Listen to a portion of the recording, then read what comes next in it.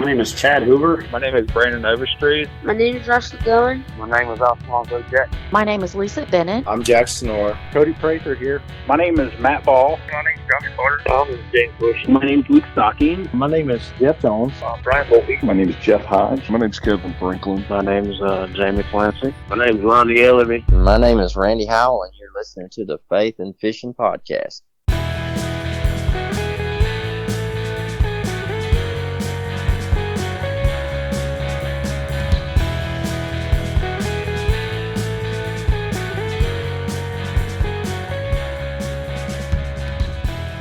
Hello and welcome back to the Faith and Fishing Podcast, the podcast that's bringing you the stories of how God is working in and through fishermen from all around the fishing community. I'm your host Cam, and we've got none other than Drew Gregory on the podcast this episode. Before we jump into that though, I just want to get y'all caught up on a few things going on. My goal was to have this episode air on Wednesday, April 14th for the 1-year anniversary of the podcast, but that didn't end up happening, but that's okay. It's still crazy to think that it's been more than a year since I released the first 3 episodes of the podcast. The first episode was me introducing myself and my story and my vision for the podcast, and that was followed by parts 1 and 2 of my interview with Chad Hoover of Kayak Bass Fishing. If you haven't already heard those episodes, I encourage you to go back and listen to all of the episodes that have come out so far. There's been some amazing stories. But since then, the podcast has been played in 17 countries, 35 states here in the United States, and my analytics also want me to know that DC has also listened in. And we are coming up quick on 2,000 total plays, and I am just blown away by y'all's support, and I want to say thank you to all of you who have listened, whether you haven't missed an episode or whether this is the first episode you've heard. I can also now finally say I got a chance to take out my kayak and do some fishing. So I wanted to tell y'all a little bit about how that went. The bass bite wasn't there for me. I'll go ahead and say that right away. I think that most of the bass here were probably on beds, which is a tough time of year to fish on this particular lake because you can't see the beds unless you're in less than 2 inches of water because the visibility is just that bad. But I will also say this, the crappie bite was on fire. I caught several nice slab crappie, and because they were starting their spawn, they had some of the most beautiful colors I've seen on a lake crappie. Sorry, but even during the spawn, lake crappie have got nothing on swamp crappie in terms of color. It ended up being a great day of fishing, but it would have been a miserable day of fishing if it hadn't been for Savior Outdoors. I was switching rods, and I reached behind me to put my rod in the rod holder on the black pack, and instead of the rod holder, I missed it completely. It went between the kayak and the black pack, and just that easily, my most expensive setup went overboard. It did float for just a couple seconds, but by the time I got my kayak turned around, it was below the surface. Now, I was only in about 3 feet of water, so it wouldn't have been difficult for me to get out and grab it, right? Well, 1, I couldn't see where it was because, like I said earlier, visibility is stupid low, less than 2 inches. 2, the bottom of the shallow parts of this lake are usually a foot or more of loose silt. Gotten stuck in it before, and it is not fun. I wouldn't have been able to walk around on it to find it. 3, the wind was blowing pretty good, and the rod did float just enough to drift a little bit under the water. So getting out or fishing for the rod in the right spot would have been a crapshoot at best. I say that because when the Savior rod float did go off and I saw it on the water, not long after, it wasn't anywhere near where I expected it to be, which is something I've never thought about before. But because of Savior Outdoors, my Temple Fork Outfitters Tactical Elite Bass Rod worth $200, my Lose Tournament Speed Spool Reel worth $170, $10 worth of copolymer line and a $10 crankbait are still in my possession. Losing over $400 just like that would have made for a really crappy day. But instead, I was able to enjoy a crappy day in terms of catching a bunch of crappie. But to get your own rod floats for when, not if, this happens to you, head on over to SaviorOutdoors.com and use promo code FNFP15 at checkout. You'll get 15% off of that purchase. I also want to give a shout out to Vector Hooks because their hooks kept those crappie pinned all day. Check them out at vectorhooks.com. And that about gets us caught up. So let's turn those spotlights on and talk about a cooler that I got out on the water for the first time this trip.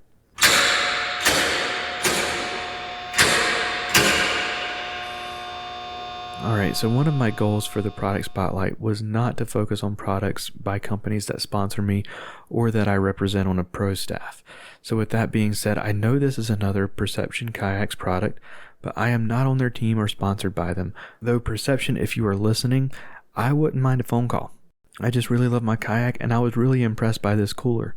I am talking about the Perception Splash Seat Back Cooler. As its name implies, this is a small cooler that attaches to the back of pretty much any of the lawn chair type seats using basically cable tie bungees. The ones with a little ball on the end. So there are 4 of those bungees that attach to the back of the seat, and it is absolutely covered in attachment points for whatever you might need to lash or tether down. There are mesh storage accessories that you can add, as well as rod holders. Those are sold separately. I can't speak for the rod holders because I didn't get those, but I do have one of the mesh pouches, and it will be very helpful for a lot of different things, from mini first aid kits to bottles of Spike It. So the cooler itself holds 12 cans, assuming a 1-to-1 ratio of ice, and the 3/4 inch insulated walls are meant to keep your food and drinks cold all day. The fact that it makes it really easy to get to without sacrificing space means that I might actually start drinking water and having lunch on the water more often. There is a disclaimer on the website that this is not meant to be submerged or to store fish. I would venture a guess that the spiky fins would probably put holes in the lining of the cooler. But that being said, splashes and rain should be a-okay. So that is the Splash Seat Back Cooler from Perception Kayaks. And I will leave a link in the show notes for you to go check that out. Alright, so that's going to do it for the product spotlight. Now let's get Drew introduced. Drew Gregory is known for a lot of things in the kayak fishing community. He designed the Jackson Coosa. He came up with the high-low seating system used in pretty much every fishing kayak currently made. Hosted the TV series Hooked on Wild Waters. Currently hosts the Hooked on Wild Waters podcast, and is also currently working with Crescent Kayaks, coming up with even more awesome designs. And now he is competing in kayak fishing tournaments across the nation, winning Angler of the Year for the 2020 season of the Hobie Bass Open Series. Hey y'all, just wanted to take a quick minute to tell you about my friends over at Savior Outdoors. Savior makes retrieval devices for fishing rods, action cameras, and bow fishing bows to give you peace of mind out on the water. Attach this out-of-the-way compact float on your gear, and when, not if, it ends up in the water, it releases a float so you can get it back. And reload kits get your device ready for your next outing.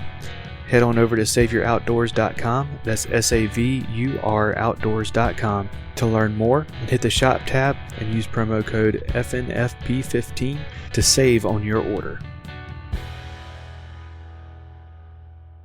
Drew, welcome to the show. So glad to be here and, share a little bit about my faith and things that go on a little bit behind the scenes from the fishing, which I think is a big part of what gets any successful, angler or person kind of where they are. So, and faith is a big part of that for me. So happy to share that with you guys. Absolutely. So to get us started off, why don't you go ahead and introduce yourself to our listeners and tell us a little bit about who Drew Gregory is. Sure. So, on the fishing side, you probably know me for, I don't know, could be a number of reasons, but one, these days, I should say, I fish a lot of tournaments, these bigger national tournaments. And when I first got into kayak fishing in 2004, these sort of tournaments didn't exist. So that's why, I didn't really do that until now. But I'm most recently here, the Hobie Bass Open Series Angler of the Year for 2020. That was pretty cool. And I've had numerous, top 10 finishes at the Kayak Bass Fishing National Championship and other just top finishes in some other major tournaments. So some people may know me from that. Others may know me from developing kayaks. Back when I worked with Jackson Kayak, I'm actually with Crescent Kayaks now, designing new kayaks for them. But I think a lot of people know me from the days where I developed the Coosa and brought the high-low seat to the kayak fishing world, which is, if you've ever seen a fishing kayak, there's a little seat that moves up and down, high and low, as we call it. And I was fortunate to bring that to the industry, come up with that idea. And now, you can hardly find a kayak without those little seats. So it's pretty cool. And then other people know me from a show that I hosted for 5 seasons called Hooked on Wild Waters. And basically it was just me getting out there with my guests and fishing in wild places. I was fortunate to have some pretty cool guests come on the show. Chris Lane, Stetson Blaylock, Brian Latimer, a lot of names that I know a lot of the folks that listen to your show probably have heard of, that fish on the pro bass boat tournament trails, and even Tim Hudson, the Major League Baseball player, former pitcher for the Braves, which growing up in Atlanta for me, I was a big fan of the Braves and Tim Hudson, so it's pretty cool to be able to do an episode of a fishing show with him. And that's kind of the main places or ways I think most people would know me in the fishing world. So that pretty much, I guess, sums it up there. Absolutely. And you had the Hooked on Wild Waters podcast as well, right? Yes, I do a podcast now called Hooked on Wild Waters, even though we did stop doing the show. But you guys should check it out if you're into learning a little bit more about kayak fishing and fishing in wild places and following along with these national kayak fishing tournament trails. We do a pretty good job of doing that on the show. Absolutely. And what was it that got you into fishing, man? I'm sure a lot of people have a similar story where, their parents or grandparents just introduced them to the sport. And, that's how it was with me. Every parent of mine, both, you can only have 2, I guess. So everyone, my mom, my dad, and then on the other side, each side of their families with the grandparents, that's what I meant by everyone. Like everybody in the families all fished. So we're actually from Texas, from southeast Texas. And one of my grandparents retired on Toledo Bend Lake, which is obviously a big national lake a lot of people have heard of. And then the other one lived in sort of the Beaumont area and fished the Sabine River and all the bayous there for his entire life. And so every time we go visit as a kid, we do a lot of fishing with the grandparents, and they just love to get me into it. And, I kind of drifted away from it for just a little while, probably in college. And then got back. I mean, I had a little bass boat in college, so I don't remember what year I got it, but I had a little one. So at some point, obviously, got a little bit back into it, and then came full circle back into it for real, obviously, later after I graduated and was doing grad school. But yeah, that's kind of who got me into it. Was just the family, man. They all were all fishermen. All right, man. So let's dive into the faith side of things. In a nutshell, tell us what it is that you believe in and how you came to believe that. Like, I guess what I'm asking is, what's your faith story, man? Yeah, it's a pretty interesting story, because I think a lot of people have a story where maybe they just kind of were seeking and searching in life, or something that's going to just fulfill them, like deep down inside, this void that we all kind of have is sort of this question, like, where do we come from, and what's the point of this whole thing? Like, how did we all get here? I mean, just in the most simplistic manner, like common sense, I have to think, like, surely everybody has this question. You know what I mean? Like, how did this planet come to be? And it couldn't have just happened all by accident. Even if it happened by accident, where did the energy for the accident happen? You know what I mean? So I think we all have this like question, and a lot of people are seeking and kind of searching, going through life, kind of looking for that maybe, and trying to figure it out. And I was no different, other than the fact that my family, my dad is a minister, and he runs a ministry called Source Ministries International, and he's worked in various churches, and he has written a book. It's called Introducing the New You, which is pretty cool. And you guys could go check that out. And he taught seminary for a while, just done a lot of things. We actually moved to Georgia to be on. He was asked to be on staff at First Baptist Church of Atlanta with Dr. Charles Stanley. So, I think a lot of people, if you follow the Christian circle world of, some of the more mainstream pastors, probably heard of his name. And so you know, we've obviously, my parents wanted us to make a choice for ourselves, and that's kind of what I did. I mean, it wasn't just like, oh, but because my dad and mom believe in Jesus, I do. You know what I mean? It wasn't one of those things at all. I mean, they definitely introduced um, that concept and that idea to us, and obviously read the scriptures to us and whatnot. But it was more like, I kind of just looked around and saw everything else going on in life, and learned a lot of lessons from, my, even watching my siblings and whatnot. And I guess the cool message, and what I think is kind of powerful, is that once I really got a hold and understood and realized that this is like truly what you kind of, I think a lot of people out there looking for, and then I never really had to go and, like, you know what I mean? Like, get out there and I think, like, a lot of people, they just go out there and maybe, um, like, go down one direction with a group of people that maybe doesn't have their best interests at heart, or maybe they get bogged down in, whether it's drugs or alcohol, they just can't find. They're looking for something, they just can't really ever seem to, be fulfilled with any of the other things. And the cool thing for me, I think, is that I never really had to go down that road, because I guess once you really truly understand and know that, there is a God, and who he really is, and how much he loves you and how much he cares for you, you just don't really have a desire to go and do all that. And so, anyway, it's pretty interesting to just see how my story is a little bit different than other people's, who I think it's probably rare to hear my story. I think you'll hear a couple things. One, people say, well, maybe my parents and grandparents, they went to church, so they brought me to church, and then I go to church now. And other people's complete opposite. It's like, they have really cool stories about how they almost died, or they were, broken to the complete core. You know what I mean? And then like there was something there that just sort of, like, God sort of revealed himself to them in a way. And sometimes you have to get to that point to actually understand. But I just feel like it's kind of a powerful thing when it's like, no, this was, my choice, and I saw what, like, the beauty of having a strong faith can do, and the confidence it can give you, and knowing who you are and knowing why you're here.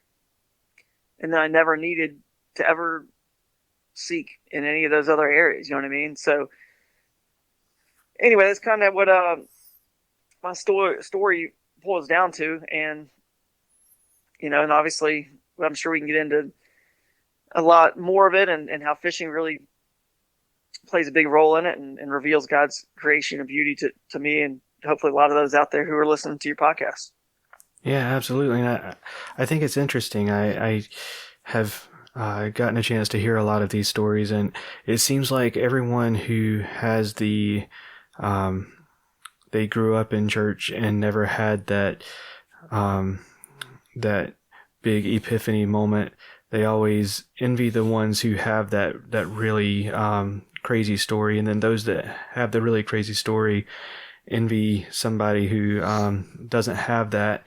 And I always find it interesting how it's like each one wants what the other one has. It's true. It is true. I mean, and I'm glad you articulated that a little bit better than I think I even did. I mean, just to me, it's just like how when you truly get it, whether it was from this epiphany, like you're saying, and or whatnot. I mean, I just, once you truly get it, that it's so powerful. You just don't really ever need to go and seek anywhere else for something else. You know what I'm saying? And so it's pretty cool. So whether you have the epiphany or not, you're like me, either way, when you truly get it, you'll get it. You know what I mean? So that's what's pretty exciting about it. Yeah, for sure. And you mentioned how your faith and and fishing interact and come together and stuff. What are some of those times that you can think of that either you're out on the water, something happened that have affected your faith, or your faith has helped you along the way while on the water, or just looking at the beauty of creation and just seeing Because especially out in the middle of nowhere kind of places, you really get a chance to see that. So, yeah, tell us a little bit about some of those times. Well, the beauty of being in a kayak is you really do get to be so close to nature and creation, and it's just, again, maybe it's just my brain, but it's just so hard when you're out there, and maybe the fish aren't biting as well, but you're watching all the birds and the animals, and you're seeing everything that's going on, and your brain just starts thinking about how, oh man, that all the algae right there. I see those little teeny aquatic insects eating that, and then the little minnows eating that as well, or maybe the little bit bigger fish eating the insects and the minnows, and then how the bass eat those. It's just such an incredible circle, you know what I mean, of everything tying all together.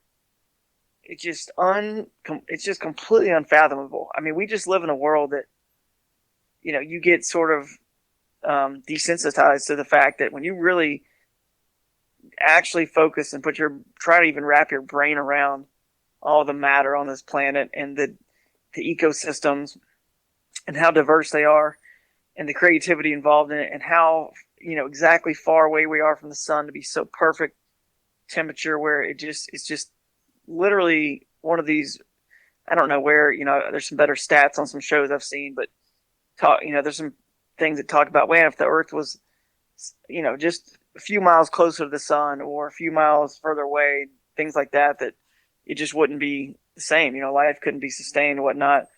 And I don't know all the details and facts on that. So, but don't quote me on that, but it's something like that. You know what I mean? How crazy it is that this planet just all comes together. So I think about that stuff sometimes when I'm out there, and it's just hard to ignore it, with all the beauty we see and just how cool this planet really is. So definitely, being out there alone, having some time to pray and talk to God, and just sort of, get things off your chest sometimes that you need to. I think we all need to, have those moments, with God, and just, I mean, whether you're excited, happy, upset at something, whatever, like, he wants to hear about it and wants you to talk to him. So those are just the times that I get a chance to get out there, and, no one's around me, especially in these tournaments. It's just me and focusing on fishing. And, so that's pretty cool. And then, the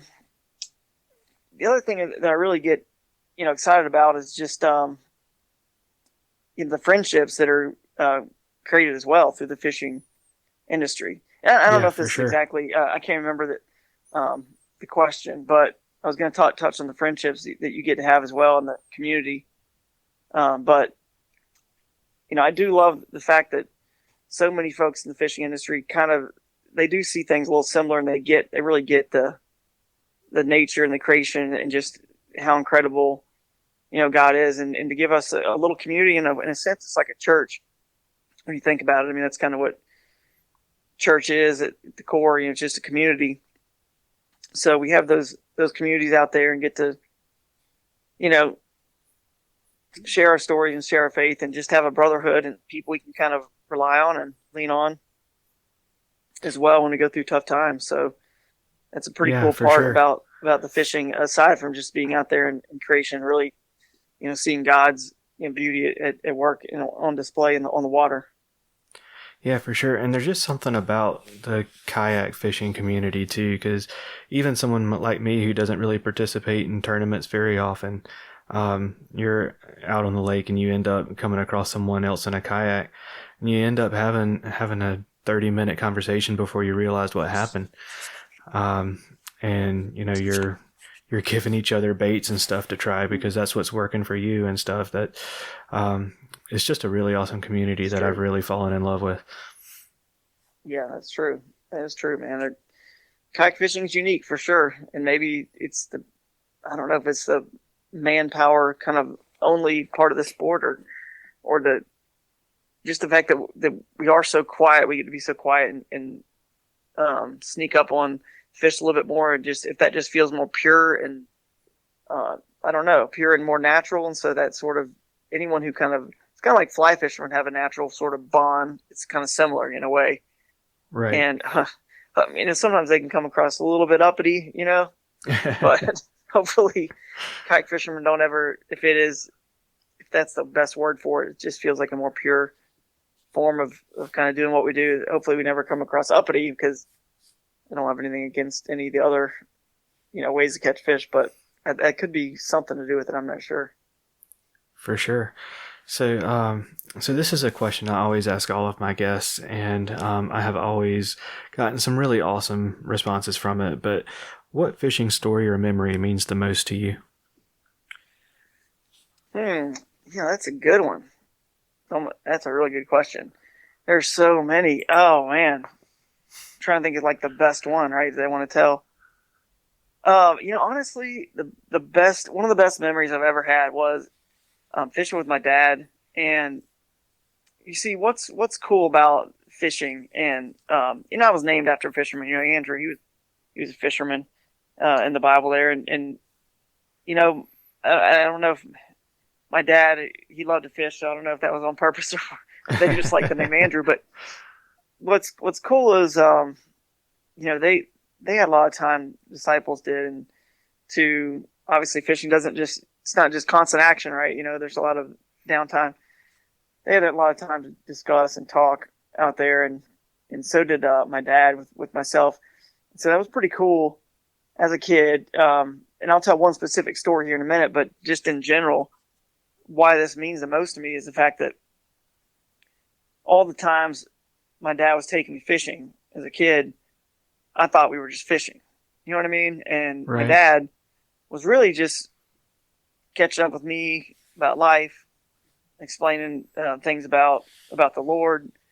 Even if he wasn't directly just discussing, God, it was like evident. They were just life lessons that are, very much lessons that you would see in the Bible, right? So a lot of, whether or not anybody listening to this believes in nothing or believes in, something, no one can argue with the fact that the lessons in the Bible are good lessons to follow. You know what I mean? Like good rules to abide by, what, do unto others and things like that, right? So Right. he's just teaching me these lessons, but in a way that didn't come across as he's teaching me anything. We're just hanging out, So it's pretty cool when you think about it, look back on it, how blessed I was, because you don't realize until you get older just how, I don't know, like for me, just how unique and special my dad was, and and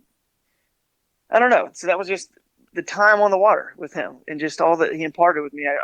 I'll never, I'll never be able to like repay him, as much as I try, just because they changed the course of my life forever. And I can only do that just, to my son, one day, because who knows where I would be and what I'd be doing, right? If it wasn't for those lessons that you just imparted into me. But anyway, one time we were on a lake in North Georgia. It was a trolling motor only lake, and it was 100 acres or so. And we're on the complete other side of the lake, and we just were throwing little rapalas, catching fish, and I had a sinking rapala. I remember it exactly. It was like a silver sinking rapala, and it got hung in a tree. And I'm just kid, probably 11 years old, and I just got frustrated. So frustrated, I just pulled it so hard out of that tree. I was so mad, and it came flying right back at me, and I just froze. I didn't know what to do. I just froze. Today, I dodge. If a lure comes back at you, you just dodge it.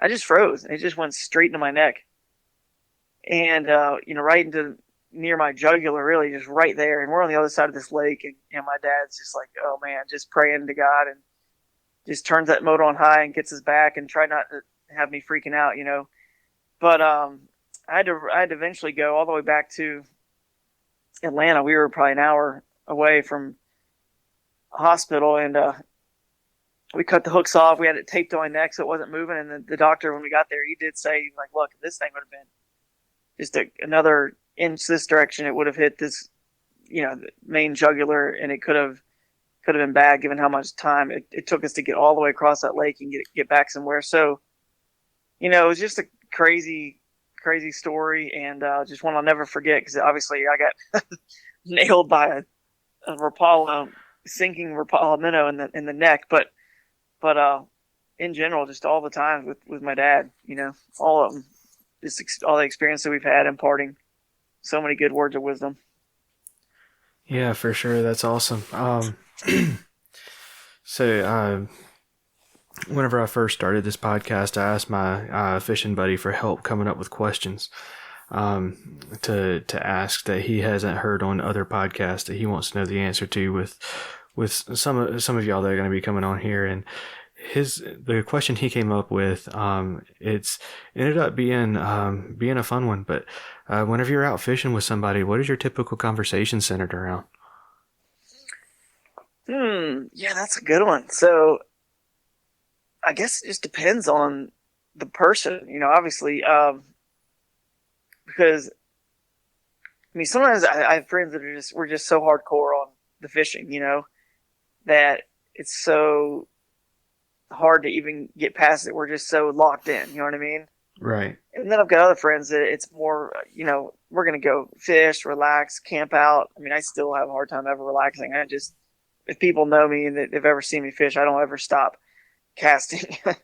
But there's definitely other friends who are closer and have had a chance to have more good just camp outs with, and talk about anything and everything under the sun. Back obviously when I was single and I'm out there with the boys, we're talking about girls, whatever else, and then nowadays it's changes to friends with kids like myself and who are married, and topics change, and then sometimes you even have a chance to talk to somebody a little bit about your faith and why you believe the way you do, and so that those moments are pretty special too.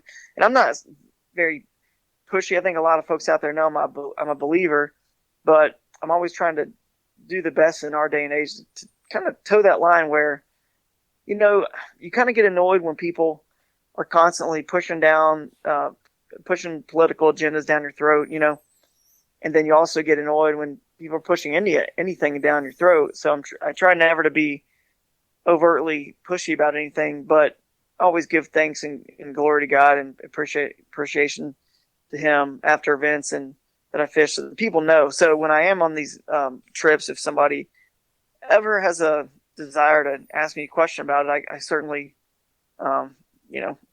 can talk to them about things like that, because I do, I've got a good bit of experience, with my faith, and I've got a undergraduate degree in youth ministry, and so sometimes people may just open the door. People feel comfortable asking me questions because maybe they're in a place where they haven't, they've been seeking and haven't really been able to find some answers, or maybe they have a tough situation that happened in life that maybe a loved one passed away unexpectedly, or somebody got sick or got in a car accident, or whatever the situation may be, that kind of, at least they know that, what, Drew's talking about his faith, so let me ask him and see if he can help me out through this situation, see what he would do. And if I can help somebody, man, that'd be amazing, And so sometimes we have conversations like that with different folks as well. So definitely all depends on who I'm out there with. Absolutely, man. So, what life advice do you wish you had been able to start off with? That's a real good one. And I got an answer comes right to my mind. That one thing I would say is that, when you really put your faith and your trust in God, and just, just all that faith in Jesus, and you just let Him take over and actually be your Heavenly Father. You know what I mean? Maybe you didn't have the greatest earthly father. That's going to happen. Like I said, I was very fortunate, but if you weren't as fortunate, that's okay, because you have a Heavenly Father that loves you. And so what you can do now is you can obviously go on and become a father as well, and you can change that for your son. And so one thing I would just say that I would love to know, I would have known earlier, is when you do truly fully trust and believe and cast all your cares, on Him, you got to really do it, believe it, because here's what I mean by that. So one of the coolest stories I ever had was when I lost my job in North Georgia. I was a director or assistant director of campus recreation at North Georgia University. So just so you guys know, my undergrad is in youth ministry. My graduate degree is in sports management. So I wanted to go into sports, but I still wanted to work with some, youth in some way. And I got a job at a university. It was literally the perfect fit for me. And so I loved it. I bought my first house there, and it was in my early mid-20s, probably mid-20s, in North Georgia. My family was 45 minutes away or less, 30 minutes away from my niece and nephew. And so I'm just overlooking the mountains, and I'm just content as my heart would ever be. I didn't want anything else. I loved the students at the university I worked for, loved the job, but it was an interim job. It was just a 1-year job technically, but we all sort of knew that, once the 1 year's up, then whoever had the interim job will most likely get the job full time. Well, for whatever reason, my boss decided to go a different direction. And I'll still never really know why, but the students at the university love me, all the other faculty, staff, everyone.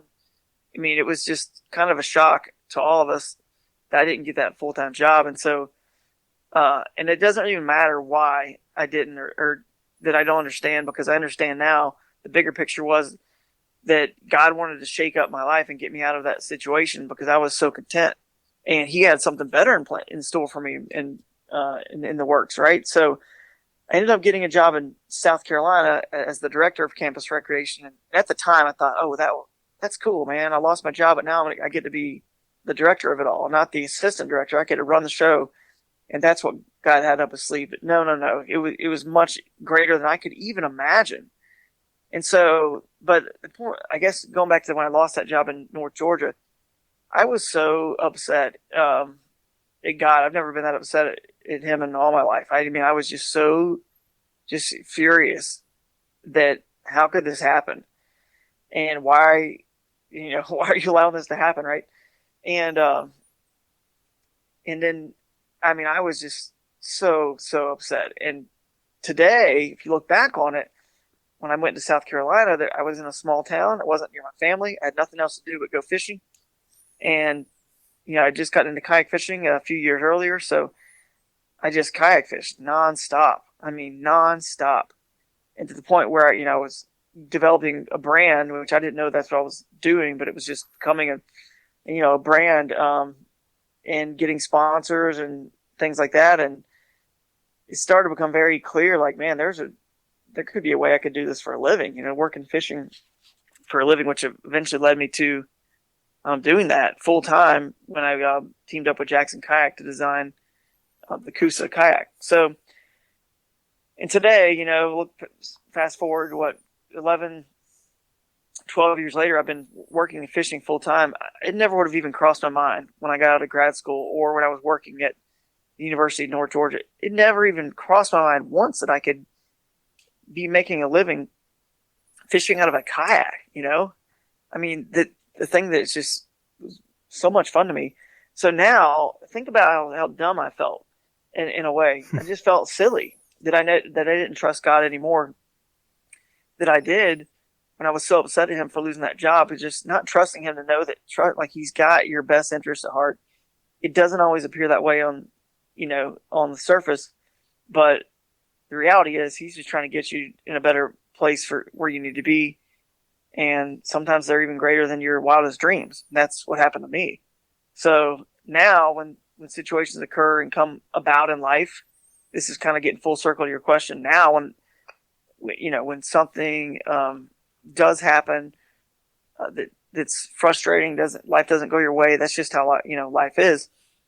I know that to have that inner peace and more of the calm and the inner peace that, no, you know what? No, I've seen this before. That's the way it looks right now, but God's got a plan. God's in control, and I am supposed to cast all my cares upon Him and let Him just do the heavy lifting and carry the burden. That's what He died on the cross for. So it's like, why am I still carrying all the burdens, right? And all the pain and the suffering. It's like, I mean, we're human. We only, we're going to have some of that happens anyway, but man, it feels good knowing there's some deeper inner peace, knowing that, what, it doesn't matter. I've seen how this story goes, and I know how it ends, and God's in control, and He's going to he's just getting us to a different place or a better place or a different opportunity that he wants us to be in, and he's going to take care of us. So I wish I would have known that I didn't need to. When you're younger, I feel like we're a little bit more dramatic and everything's the end of the world, but the truth is, if you know that who's in control, then it's a lot easier just to kind of roll with the punches and let God do what he does. For sure. And if he had given you that job back then, there's a chance we'd still all be sitting on the plastic of the kayak. So thank God for that. That's true. That's true. I mean, yeah, who knows how many more years it would have been until somebody thought, hey, we should have a little seat that's actually comfortable on these things. But no, that's a good point. So what about fishing advice, man? Is there some fishing advice you wish you had been able to start off with? Yeah, I mean, no doubt about it. There's a ton of fishing advice and information that you can only get from experience. And today, you can certainly speed up that curve with YouTube and all that stuff. But you just sort of have to immerse yourself in the sport. And I think people listen to your podcast probably listen to some other podcasts, watch YouTube videos, and fish a lot. So you just have to immerse yourself in it to really fully understand, the bass. There's just no other way to do it. And sometimes you have to see them and see how they react and catch them on your own, on your own with a different technique or a new way or a new pattern that you've never understood bass could relate to really completely get it. But I mean, I guess the best piece of advice is that I wish I would have just had, or I could tell people, is just simply, if you go back to peel it back to its simplest form, and you're just talking this applies to fish that are caught beneath the surface and offshore structure locations as well as, but it's just a little easier for you guys to understand the things that you can see or that the targets we're throwing at, whether it's a rock or in a river or a log or stump or tree roots, anything.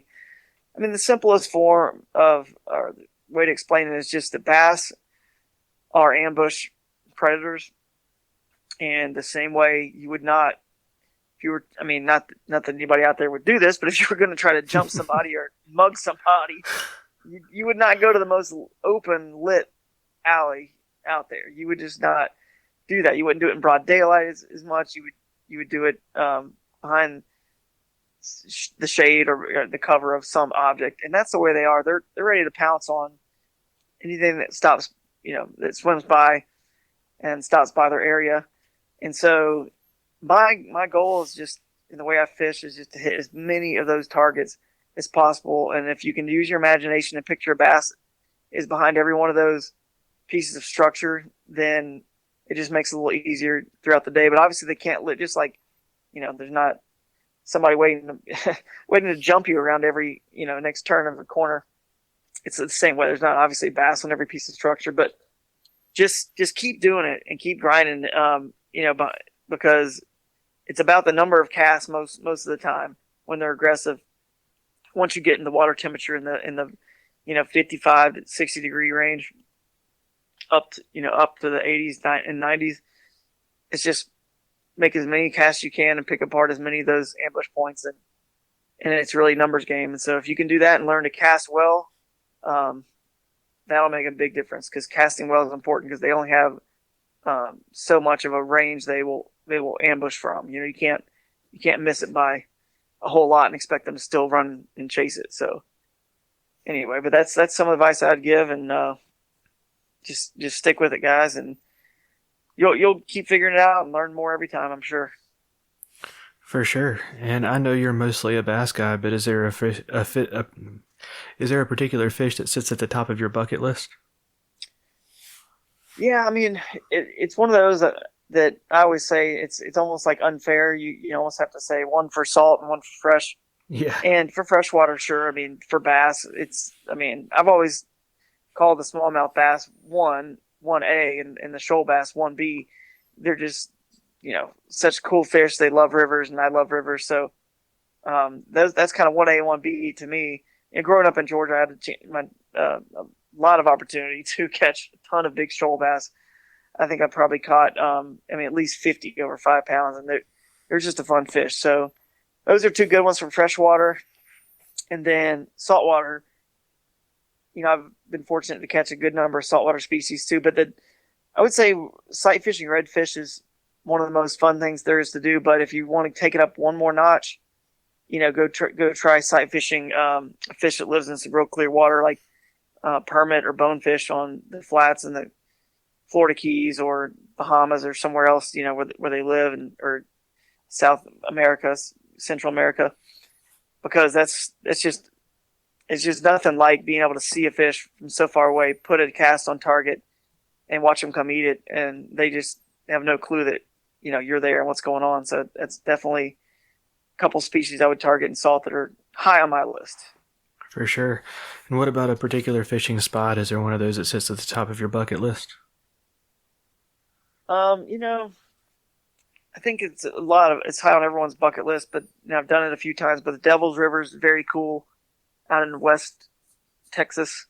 Just spring-fed river flowing through the, basically the desert. It's pretty unique.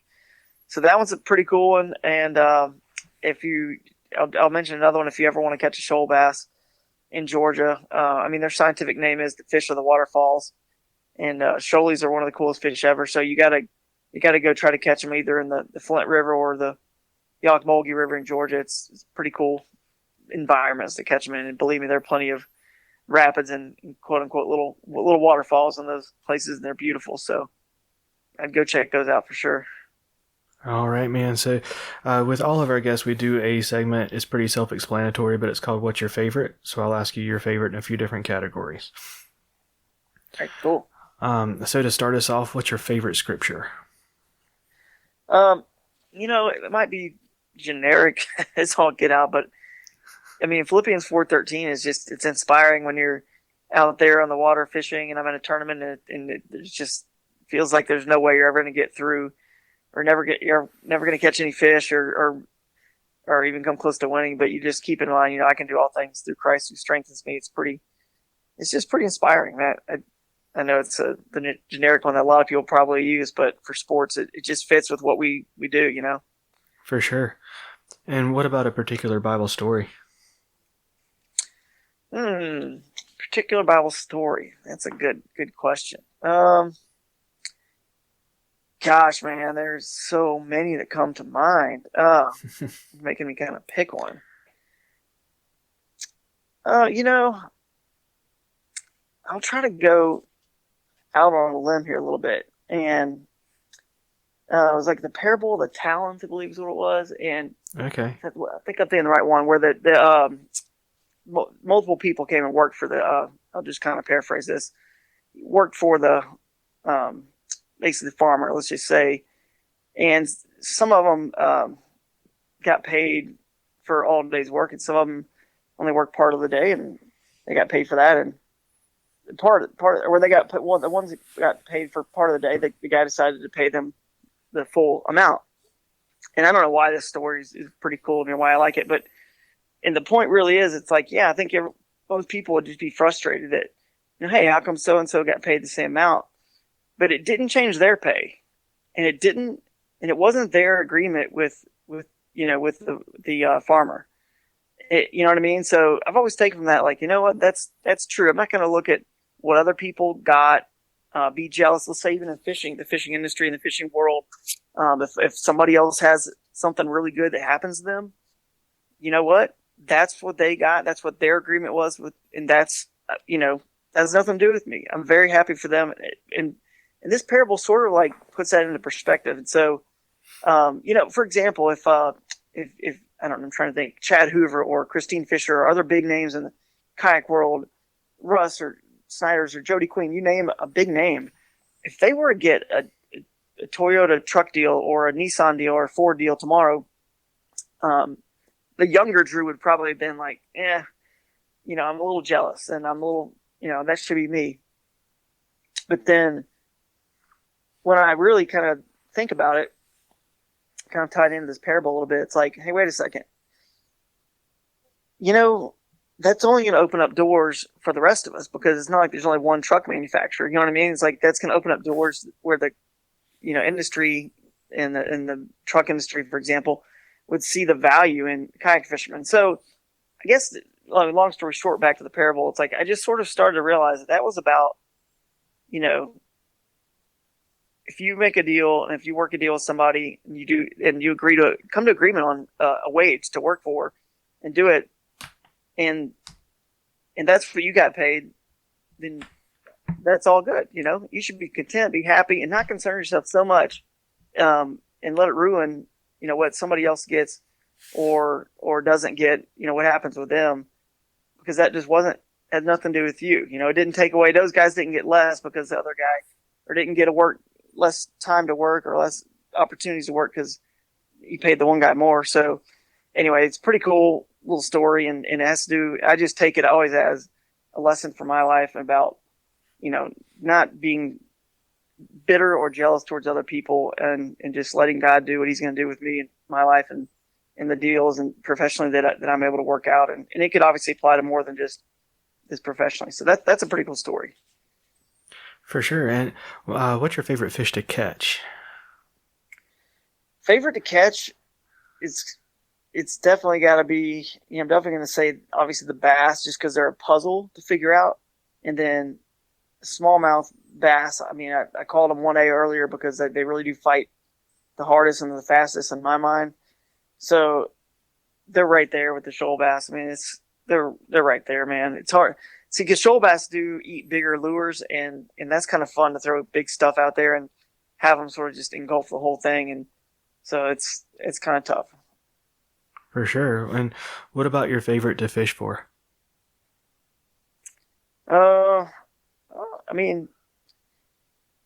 Any of the bass species are fun because they all, love fishing or love hitting top water and surface stuff and buzz baits and top water.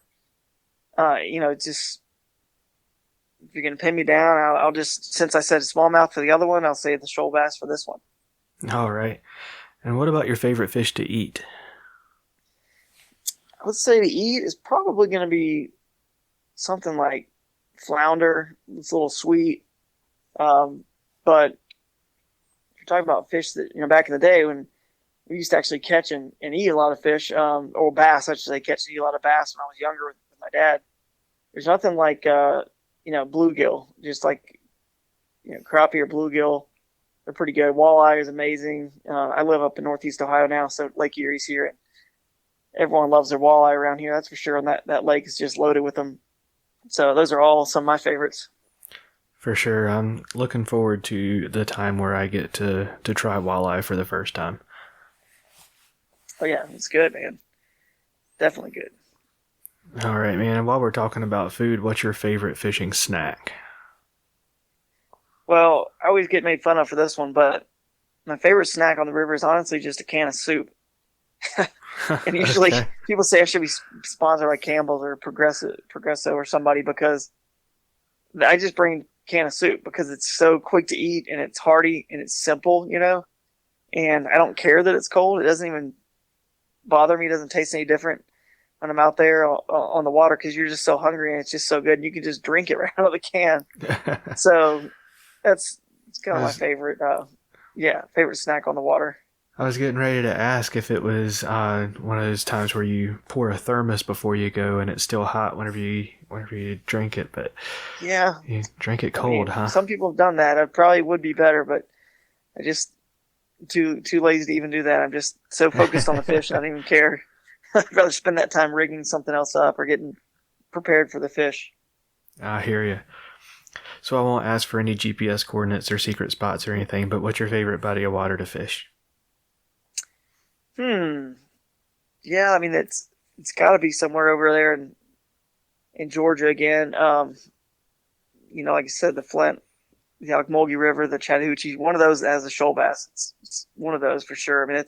It's all the Apalachicola River basin. So, we'll just call it that, and then people can definitely do the research and figure out some good spots to go and catch them.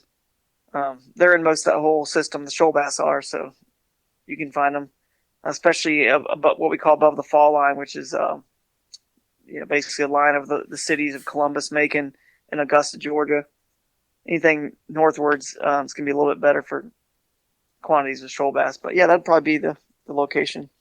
Okay. And I don't want you to have to give away too many secrets, but what's your favorite lure to throw?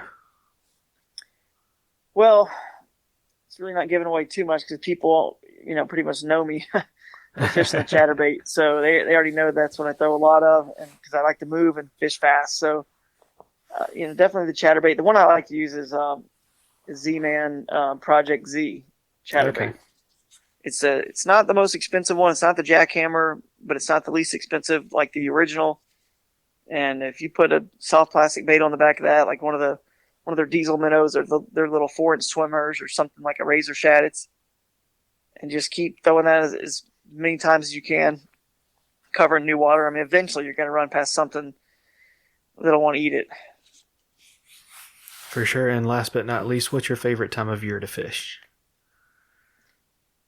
Definitely like the early spring.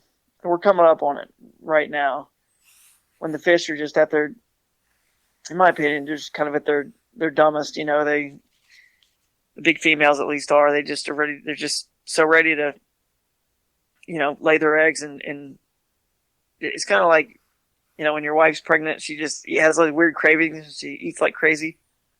I mean, that's just kind of how they are. They just don't even think twice about it. Whereas at the same 7, 8, 9 pounders would be very hard to catch and very stealthy and much more hidden into deeper places and places that they're harder for us to find them the rest of the year. So, yeah, I'll have to say early spring before the spawn.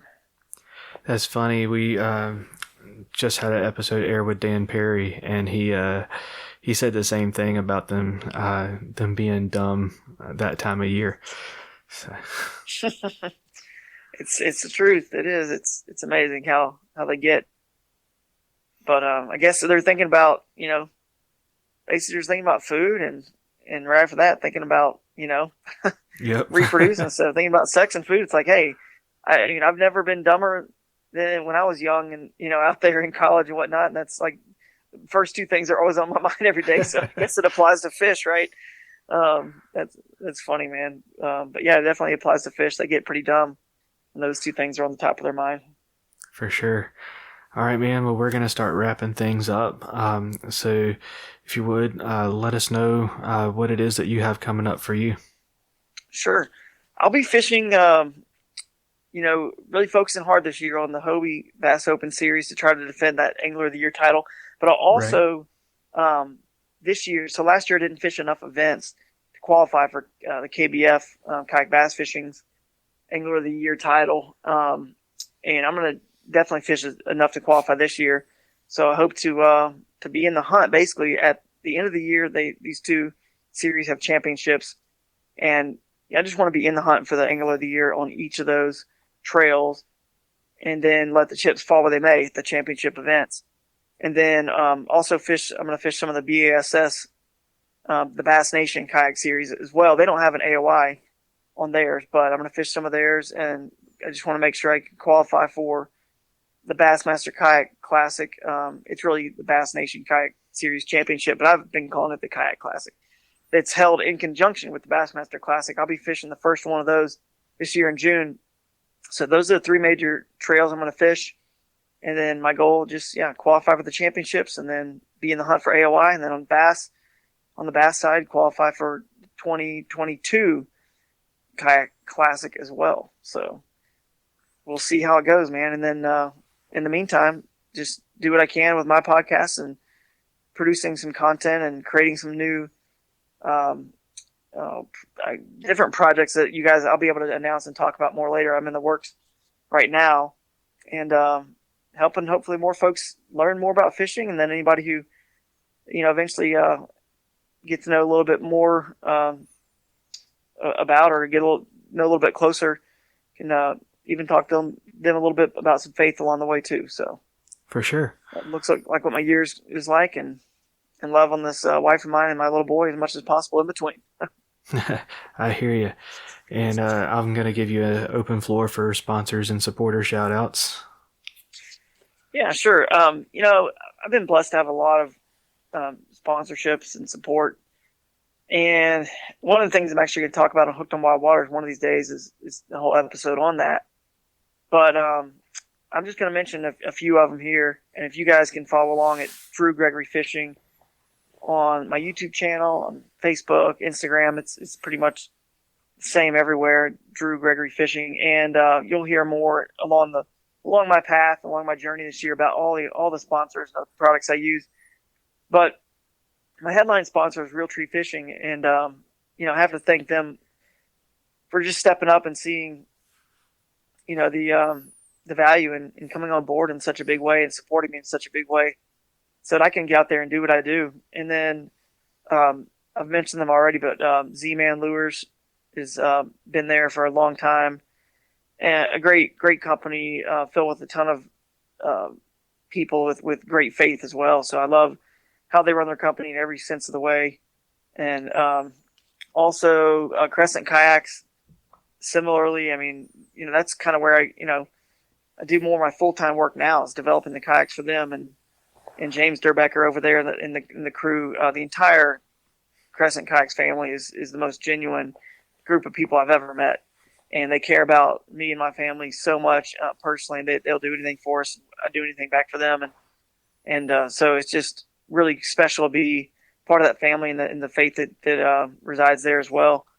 And then the last one or two I'll mention is just Yak Attack. Just really good people over there who've always been supportive of me. And actually, John Hipster is the one who suggested I started fishing tournaments more full time once they became a lot bigger and more lucrative. So I got to thank Luther and John and the gang over there. And then Bending Branches, Andrew Stern at Bending Branches, just and that whole team over there, making great paddles in the USA. And man, I can't say enough of good things about those guys and how close I've been with him, even though we don't talk like every day or anything, and as much as we used to back in the day. But if I need something, I can pick up the phone and call him, and he's gonna be right there for me and help me out with whatever. And there's just a good bunch of people working at that company. So big thanks to those guys. Everybody else, you can just kind of follow along, and like I said, I touch on these all the products I use along the way on all the shows that I do and the podcast and whatnot. So Absolutely. All right, and you already mentioned your social media and podcasts and stuff. I'll have links to all of that in the show notes. But Drew, man, thank you so much for coming on the show. I really enjoyed it, man. Yeah, glad to be able to do it, and we'll stay in touch, I'm sure. Thanks. If you want to get a hold of the best hooks in the business, check out Vector Hooks. Vector Hooks is veteran owned and operated, and they really go above and beyond with how they treat their customers. They make hooks for all kinds of applications, presentations, baits, and techniques that are stout and strong, and with these things being chemically sharpened, let me tell you, their slogan is, "Man, these things are sharp for a reason." Check them out today at www.vectorhooks.com. That's VECTOR hooks.com. Thanks again to Drew for taking his time to come on the show and share his story with us. His social media, podcast, YouTube, etc. will be in the show notes, as well as the links to all things Faith in Fishing, Savior Outdoors, Vector Hooks, and that awesome seatback cooler. Please check out the merch store to get hooked up with some awesome Faith in Fishing gear, and be on the lookout for some new t-shirt designs featuring quotes from previous guests on the podcast. If you haven't already, I also wanted to invite you to join the community on Facebook. That's going to do it for this 1-year anniversary episode. Y'all take care, and God bless. Thank y'all for listening to the Faith in Fishing podcast. Be sure to give us a rating and a review if you enjoy the show. And follow the show on Instagram at Faith in Fishing Pod or at facebook.com/faithinfishing. Be sure to reach out to one of the amazing pastors in your community if you have questions about faith, and make sure you join the Faith in Fishing community on Facebook. Special thanks goes to Tyler Worrell, the graphic designer behind the Faith in Fishing logo. The Faith in Fishing podcast is produced by Cam Steele, and the music for the show is written, recorded, and performed by Jonathan Infalenzi and Cam Steele. Thanks again for listening. Y'all take care, and God bless.